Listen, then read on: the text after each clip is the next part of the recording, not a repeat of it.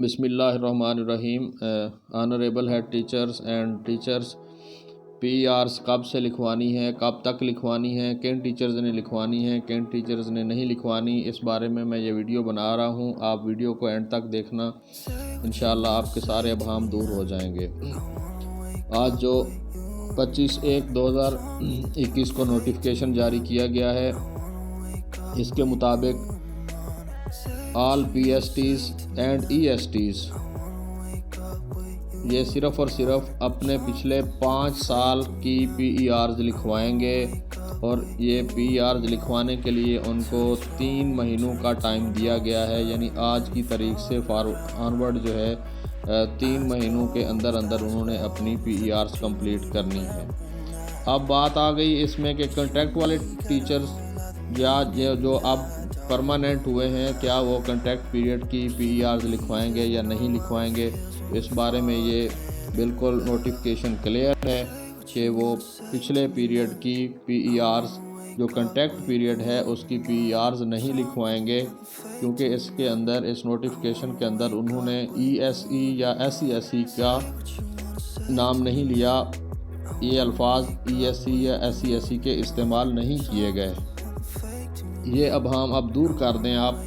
इसी तरह अगर किसी टीचर को परमानेंट हुए अभी थोड़ा सा अरसा हुआ है, जैसे ज़िला लिया में 23 दिसंबर 2020 को परमानेंट किए गए हैं बहुत सारे टीचर्स, तो उनका 7-8 दिन का टेन्योर बनता है 31 दिसंबर 2020 तक। तो वो बिल्कुल भी अपने ये परमानेंट पीरियड जो 7-8 दिन का है इसकी भी पीईआरस नहीं लिखवाएंगे। अगर कोई भी पीरियड 31 दिसंबर उस साल के एंड तक यानी 31 दिसंबर तक 3 मंथ से कम बन रहा होगा तो उसकी पीईआर नहीं लिखवाई जाएगी। इस लिहाज से जो 2017 वाले टीचर्स हाल ही में परमानेंट हुए हैं वो अपनी पीईआर बिल्कुल नहीं लिखवाएंगे।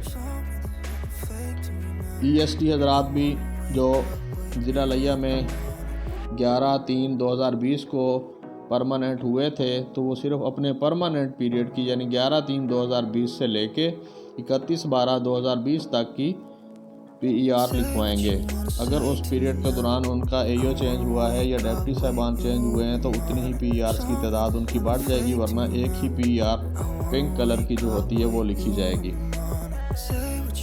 अच्छा, उसके बाद जिन पीएसटीज़ का या जिन ईएसटीज़ का रिटायरमेंट का वक्त करीब आ चुका है और उन लोगों ने मास्टर डिग्री हासिल नहीं की, ना ही उनका आइंदा 2-3 साल तक यानी जब तक उन्होंने रिटायरमेंट लेनी है मास्टर डिग्री लेने का कोई इरादा है, तो वो भी पीईआरस नहीं लिखवाएंगे। उनको भी इसमें छूट दी गई है, वो बिल्कुल एग्जेम्प्टेड हैं इससे। इसके बाद हैं एसएसटी हजरात।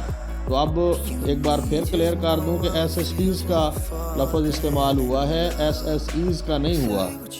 यानी जो परमानेंट टीचर्स हैं सिर्फ वो लिखवाएंगे, वो भी जो प्रमोशन जोन में फॉल करते हैं। प्रमोशन जोन से मुराद ये है कि एक तो पुराने एसएसटीज़ हमारे मौजूद हैं जिनकी क्वालिफ़िकेशन बीएससी थी और उन्होंने मास्टर डिग्री आगे हासिल नहीं की। अब मास्टर डिग्री ना हो तो प्रमोशन नहीं हो सकती, इसलिए वो प्रमोशन जोन में नहीं आते जिनकी मास्टर डिग्री नहीं है, तो इसलिए वो भी पीईआरस नहीं लिखवाएंगे। या जिनकी बिल्कुल ही रिटायरमेंट करीब आ चुकी है और उनको पता है कि अभी हमारा नंबर बहुत दूर है, और वो भी नहीं लिखवाएंगे। एसएसई जो हजरात हैं जो कॉन्ट्रैक्ट पे हैं, चाहे वो एओज़ हैं चाहे वो एसएसईज़ हैं, एओज़ को भी डबल उनकी डेजिग्नेशन है SSE/AO, वो कॉन्ट्रैक्ट पीरियड में ही आते हैं, तो वो भी अपनी ACRs अभी नहीं लिखवाएंगे। तो ये बात क्लियर होगी कि कॉन्ट्रैक्ट पीरियड की तो बिल्कुल नहीं लिखवाई जाएगी। इसी तरह अगर किसी साल में 31 दिसंबर तक टेन्योर जो है वो 3 मंथ से कम बन रहा है तो उस पीरियड की भी पीईआरस नहीं लिखवाई जाएंगी। तो अब पीईआर सिर्फ उनकी बनती हैं जिनकी जो मास्टर डिग्री होल्डर भी हैं या मास्टर डिग्री लेने का इरादा रखते हैं और वो परमानेंट हुए भी उनको 1 साल से ज़ायद का अरसा हो चुका है या समझ लेंगे 3 माह से ज़्यादा का अरसा हो चुका है। जैसे मैंने बताया है कि 11/3/2020 को परमानेंट होने वाले टीचर्स की भी PER लिखी जाएंगी।